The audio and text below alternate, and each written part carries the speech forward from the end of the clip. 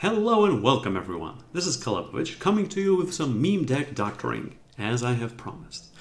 I have also promised a special guest, and who could be more special than the most sought after person in all of Myria? And I do not mean that in a positive way. Let's give a big hand for Baleb, the hidden one. Take it away, Baleb. Hello there, Caleb. What, that's it? Yes. Would you like to add something to that statement? No. Okay, then I will have to do the intro. Baleb might look familiar to you, and he should be. He is the identical twin of Caleb the Uncrowned Prince.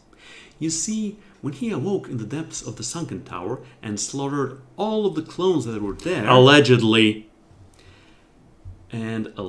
slaughtered all the clones that were there, he was filled with a sense of destiny. That he had to seek out his stash and slash of Caiaphas' legacy and take control of all of Myria, starting with Argentport, where he infiltrated the Cabal and started pulling strings on his puppet Dizo, where he tricked Roland into nuking his own city. Allegedly nuking. To remake Argentport into his image and turn it into Balebport. Does that sound about right? None of that can be traced back to me, so good luck with those speculations. Alright, what have you been up to lately? Yes. That doesn't even make any sense. Yes. Alright, mysterious as ever. I mean, we have been looking all over Argentport for you. You mean Balebport? Yes, all over Balebport for you. But you are nowhere to be seen for quite a while now. Yeah, it's been difficult. I was on vacation.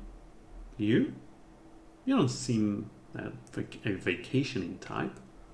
Well, it turns out I took a trip to the Shadowlands to visit a bit more of Myria and ponder on my next conquest. Unfortunately, the tour guide was quite shifty and I had to cut my visit short. But that did get me thinking. What about? The dark frontier of the Shadowlands provides you with a lot of possibilities. New options have come up recently, and I would like to talk about them today. Yes, you did say something about having a deck for us today. Maybe you would like to tell us a bit more about it. So, when I was visiting the Shadowlands, I saw some really strange things. Glimpses of a parallel universe, and it got me thinking about where I could learn about it a bit more. I mean, the restructuring of Argentport is still undergoing. Vote Balebport 2020! But in the meantime, I was setting my sight on the future. And Shadowlands is where the party is at. The thing is, we do not know yet what lies beyond, and I got back to the Praxis Arcanum and talked a bit to Talir, to Bran, the folks I have almost got assassinated in the last couple of years. And it turns out they have some thoughts on what is going on. That there is a strange storm coming, and it is possible for us to harness the power of said storm. I have studied a bit with the Archmagister, and that is what we have come up with.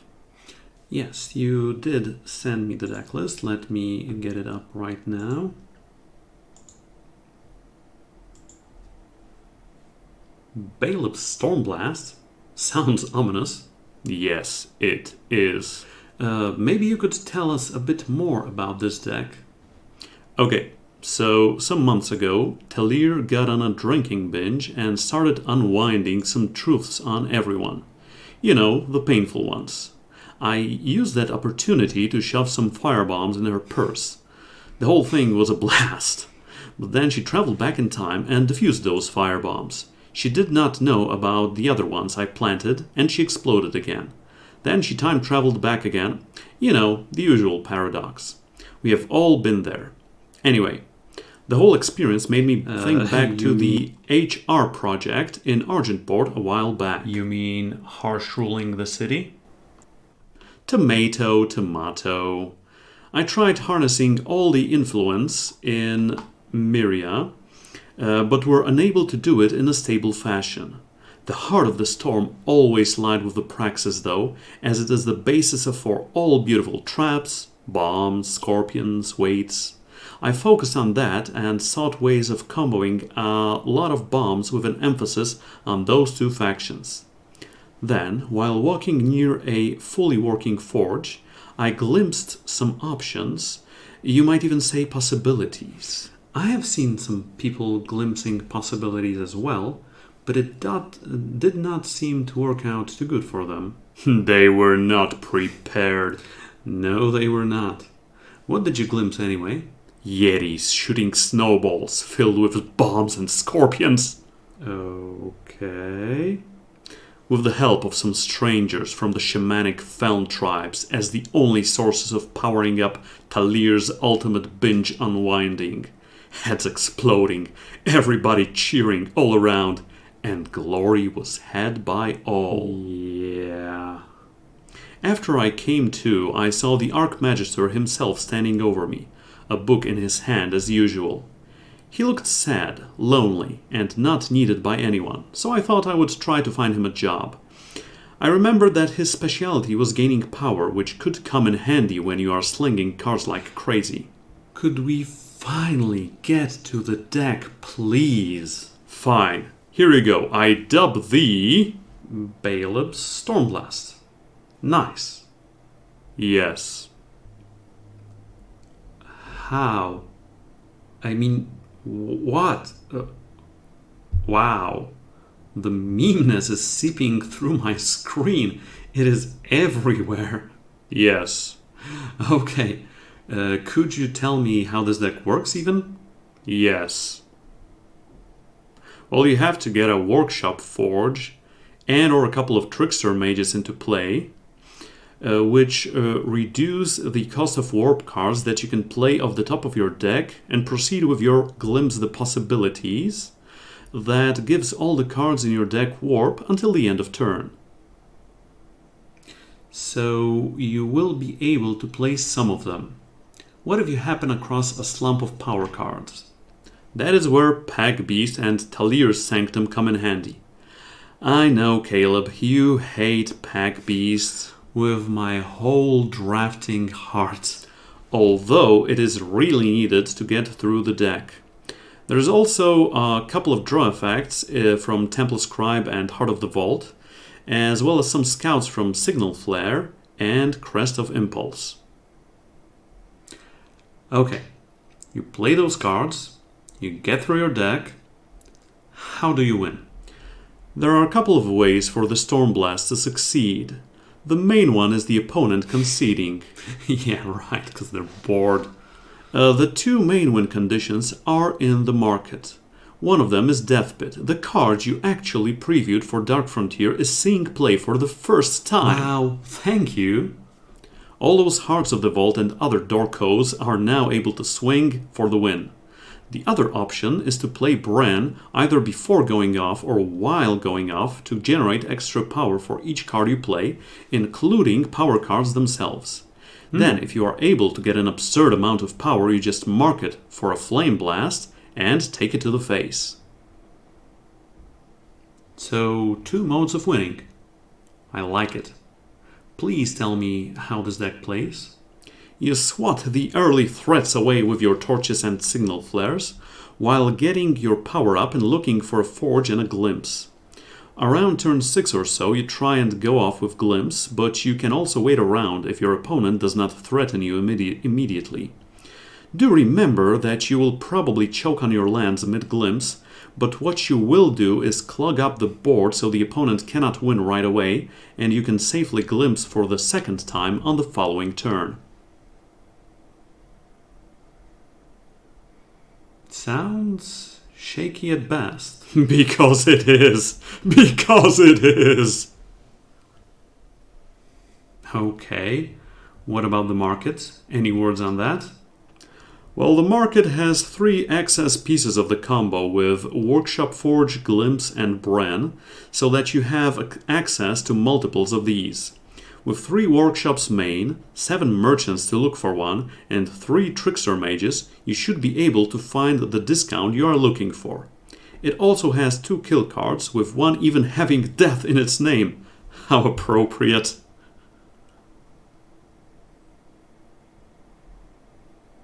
Cool. Cool, cool. I was also thinking of keeping a couple of Flame Blasts main deck, but if you happen to come across them while glimpsing, they can just choke your turn up so bad. That is why just one copy is in the market. The power base is also quite easy with 16 duels and some sigils. This could include some Waystones too, but I want all the power to come into play non-depleted. Great. Any other hints as for the gameplay itself? Actually, yes. Remember not to click too fast through the glimpse turn. As for example, if you warp a Temple Scribe and see a power on top, you want to play that power, but it means you actually play it from your hand because you are first drawing the card. Just take your time. Does this deck work? No. What? I thought you were bringing me a fully working deck. It does have its moments, though. Alright, alright. Thank you for the lecture, Baleb. Shall we take her out for a spin now? Unfortunately not. I have to catch a Zeppelin back to Argentport. I have some unfinished business there, and Dizzo seems to be slacking off, participating in some crazy rackets. Gotta go, got a whole world to conquer. Okay. Thank you for gracing us with your presence, Baleb. Thank you for having me, Caleb. Any parting thoughts? Vote Balebport 2020. Now, where do I drop this mic? Okay, everybody. That was Baleb the Hidden One. Let me take this deck out for a spin now. Or I need one additional Fire Merchant. Yes, it was a bit close, not too much though.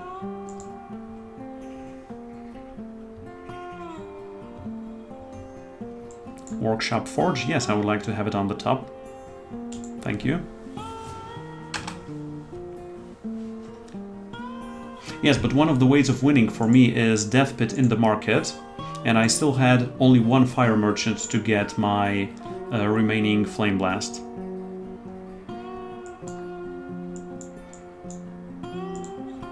That's the only reason why I did that.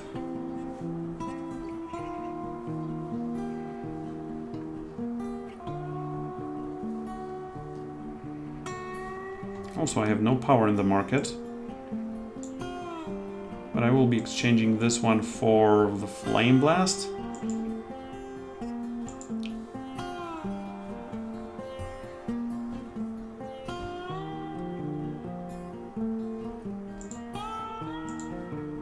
Even-handed Golem. Okay, we all know that card.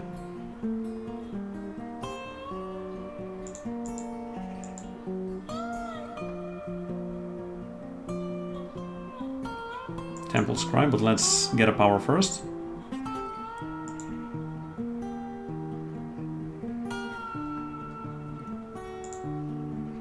Okay, I'm gonna attack here.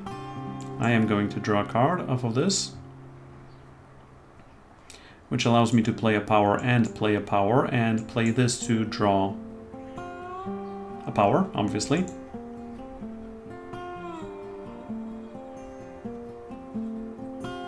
Heal to X win condition.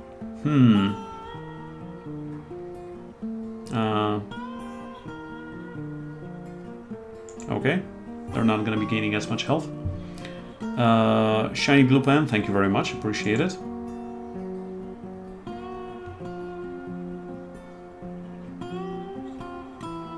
Okay, I'm gonna do Forge, Banner, and Signal Flare there, power upping.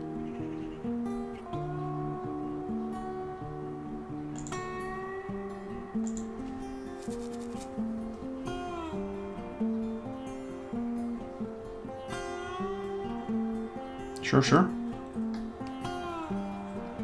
And let's try and go off next turn.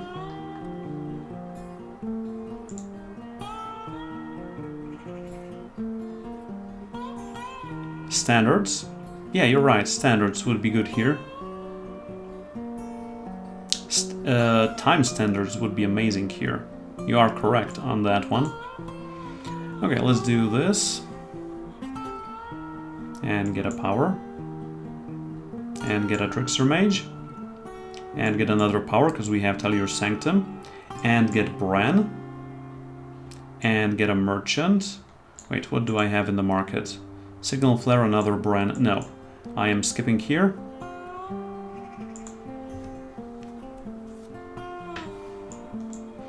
And that's it for the turn.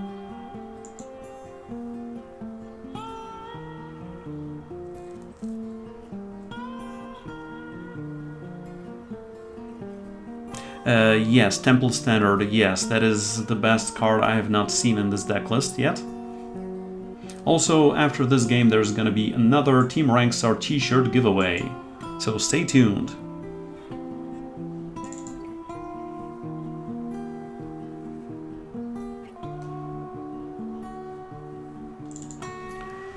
Alrighty, what's happening, opponent? Kirino, Catra the Devoted, they are going for the combo! They are going for the gumbo.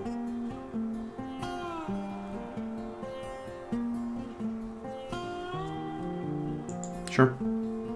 Come on through.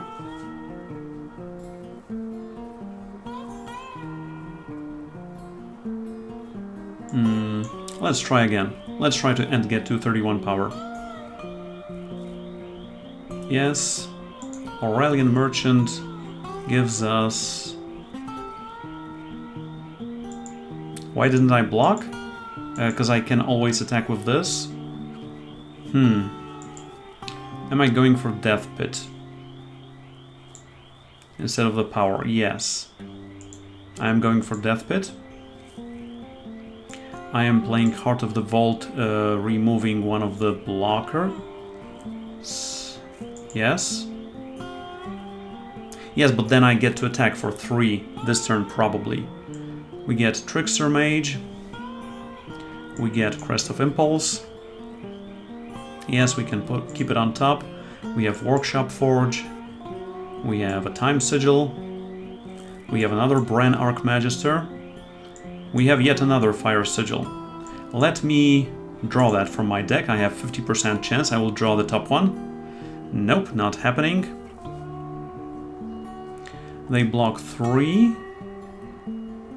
We go in, they block 2, then we go in for 5, 10, 11, 12, 13, 14, and we have to get up to 17. So I will play Death Pit now. I will attack with everyone.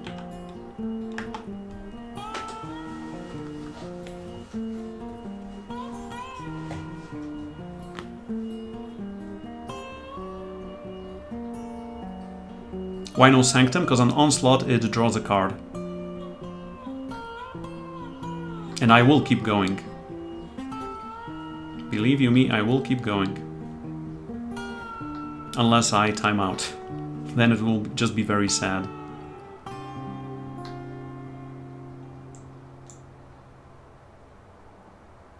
Oh wait. Okay. And we can burn face. It works! It works. It worked at least once, which means it works.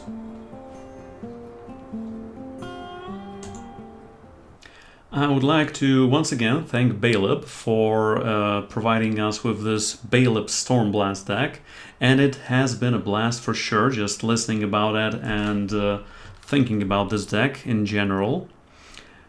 After playing a bit with it though, and with a lot of help from Twitch chat, so thank you all the viewers who suggested some changes. Some changes have been made to this deck to make it a bit more straightforward into glimpsing. It still has the same kill conditions of glimpsing, playing half of your deck, playing Death Pit, attacking with all of your units, flame blasting the opponent's face, etc, etc. There have been a couple of caveats and a couple of dangerous areas while playing this deck. Some of them being just having very high cost cards in the deck, obviously. So Brands and Hearts, well, I'm sorry Bran, you were quite okay in the previous game that we have just seen. But if you cost 5 and we catch you mid-glimpse, with just one forge, it's really not enough. It's really not enough. So, yeah. Oh, and you can see the exchanged power base here as well. So let me just get back there. So the power base looked a bit different as well.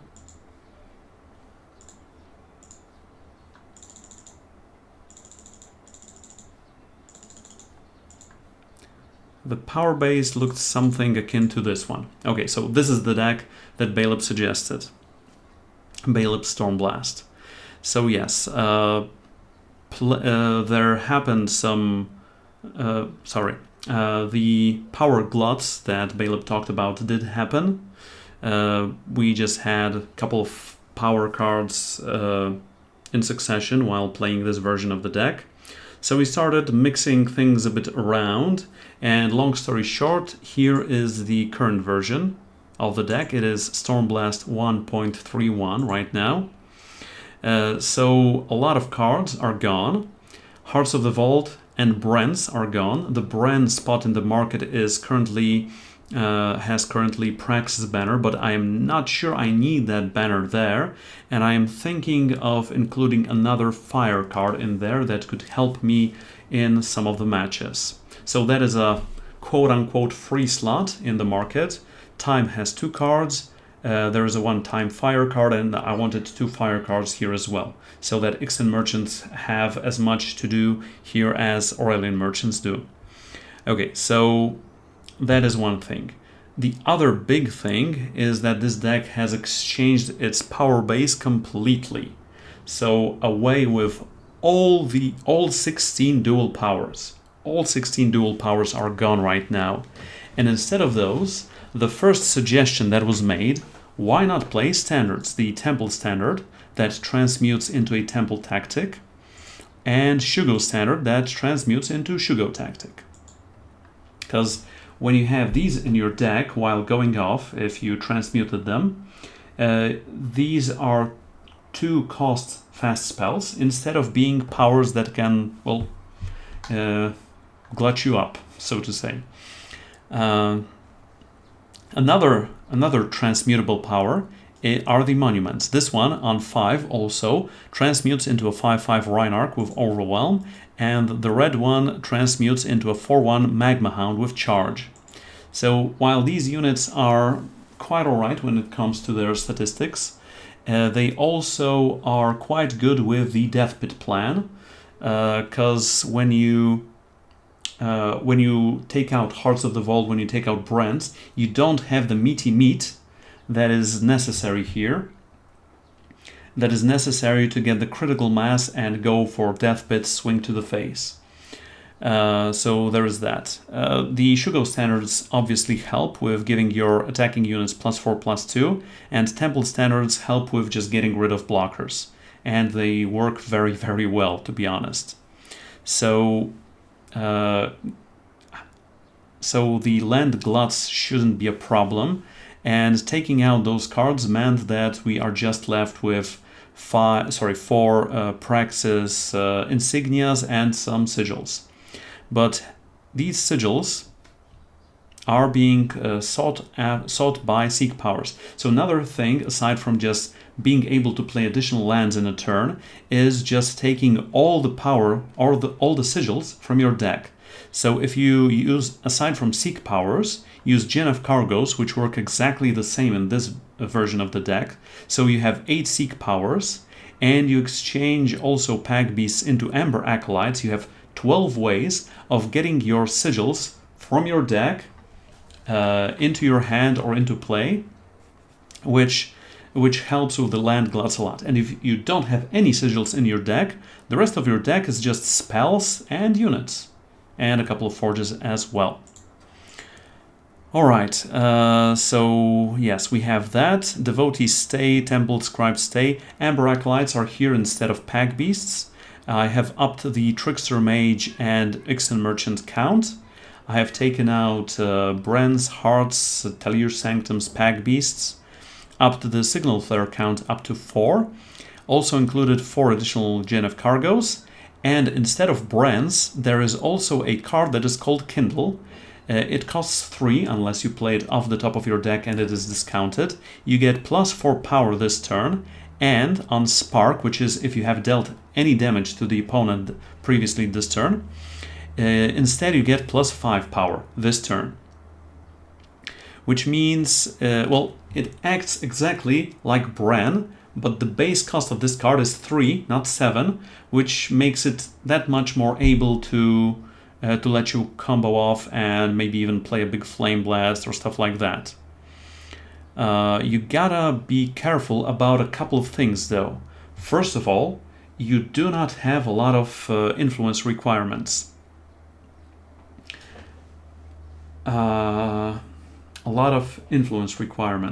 So I did have a game where I had 7 total power, but just had red time and was unable to play Temple Scribes that glutted my glimpse.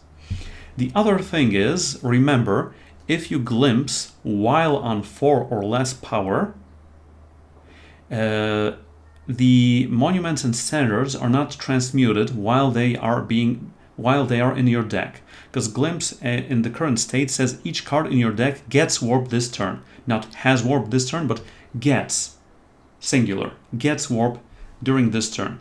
So if you are at 3 or 4 max power and you glimpse, you give all cards in your deck warp, but then if you play your 5th max power, you transmute all these 16 cards into spells or units, and these cards don't have warp. I have come across such a situation, and it was very, very stunning for me, to say the least. Okay, so these are the changes. Now let's get into some more games. That came out wrong, Shiny. Could you rephrase that, please? Also, good game.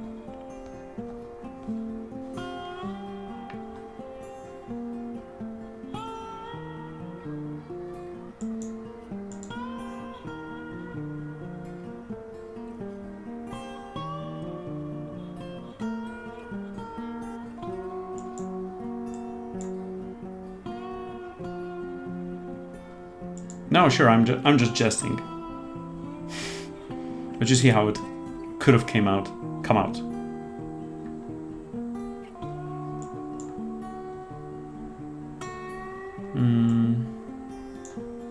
Let's get a red here coming.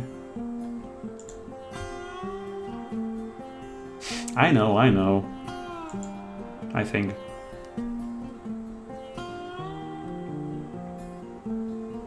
Only in game. One of us is going down. Why, thank you.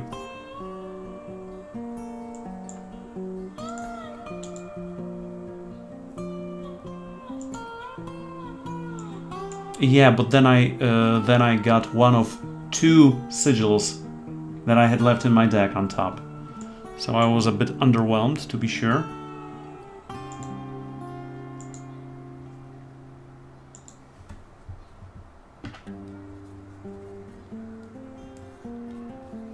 Sure. I meant no locks. No locks at all.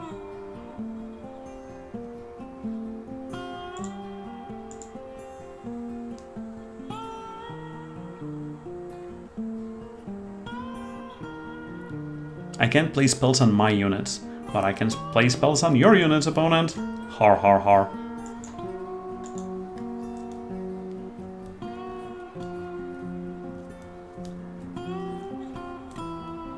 Can't ignore.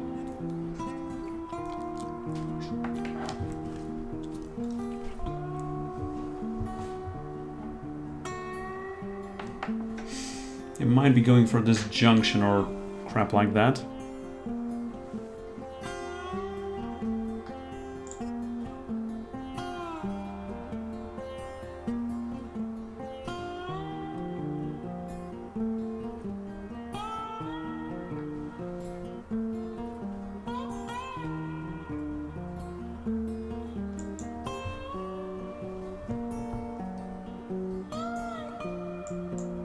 Sure. That's a power. That's a power. That's a power. I always keep looking if I have a sigil on the top of my deck. Okay, this should go out. Go quite nice here.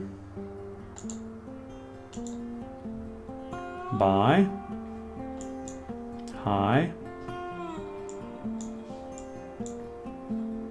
Draw that card. Yes. Oh, I can't. Sure, Tokas.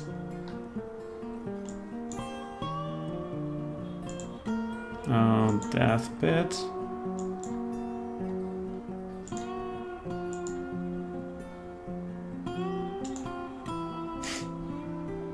Should have bounced Tokas, it seems. Okay, and that's the last sigil from the deck. So just playing everything out, just gotta look out at the time, for the time. Magma Hound, Amber Acolyte, okay. Temple Tactic, finally. Kindle, get a lot of power, play Death Pit, play Merch. And you know what, I'll get the Shugo Tactic anyway. Play this, skip it, play finally Shugo Standard on one of my units, play Seek Power, don't get anything, play Seek Power, don't get anything, play Magma Hound, get rid of this because it's not attacking. This animation is taking way too long. Okay, okay, get rid of this. No, not ending my turn. Playing this, oh, drawing this, sorry. Playing this instead of this one. We need a couple more of these. Yes, yes, yes. Kindle, get a lot of power. Temple Tactic here. 10, 19, 20, 21. 22. I have a lot of damage on the board as it is. Exchange this for this. Can I play a power? No, I cannot. Play instead of this one. A space, Shugo Tactic here, and thank you, opponent.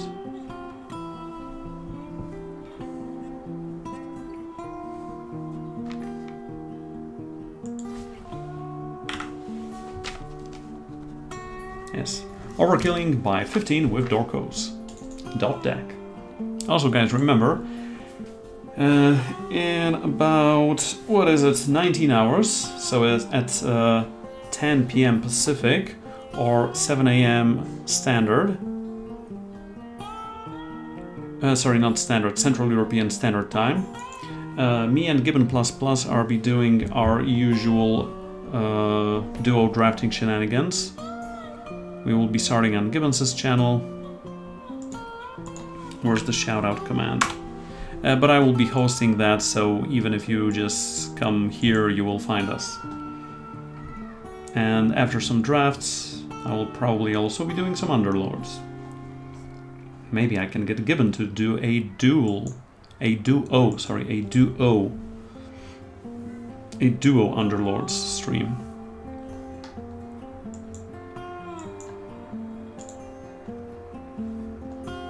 Also, if you're searching for random power, try to have these power counts, these sigil counts as close to each other as possible. Because, for example, if you have a red source and you can play one of your Seek powers, you get the red source from the top of your deck and it's gone.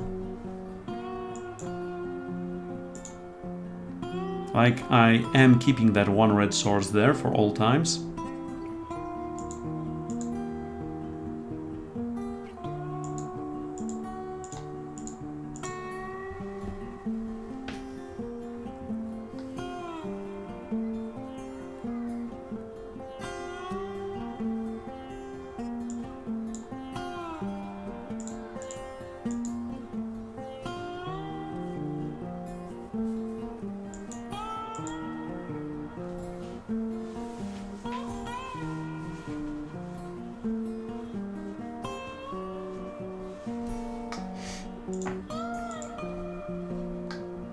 They usually have some 5-drops, yes, which means I can try and go off here. Usually one Workshop Forge is enough. I'm drawing that, gotta remember. Kindle, yes, gives us a lot of extra power to work with. Shugo Tactic, yes. This little fella. That gets us a power, yes. Oh, Trickster Mage, so all 3s and lower are played for free. Play this. Play this. Play Magma Hound for 2. Yes, that's unfortunate. Play Trickster Mage for 0. Play a Sigil. Play a Cargo for which? for one of these. We can play the temple tactic here right now. And just attack with these for 11. And set ourselves up either for lethal next turn or for a glimpse next turn. And we don't have any glimpses in our hand, which means they cannot royal decree us. We have 2 trickster mages, so we don't need the forge anyway. We can get the forge, we can get the burn. I mean, you know. Ooh, that is very hurtful. Hurts my feelings. And before pilfer, yeah. Okay, let's get the glimpse going.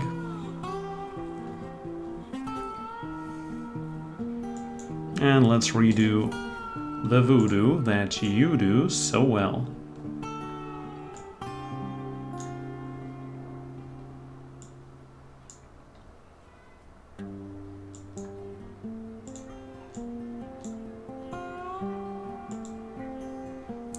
Death Pit, thank you very much. Flame Blast, thank you very much. Reinarch, thank you very much. Torch here, thank you very much. Here. I mean, I could have done it in another moment. Yes, the Warp Miracle indeed.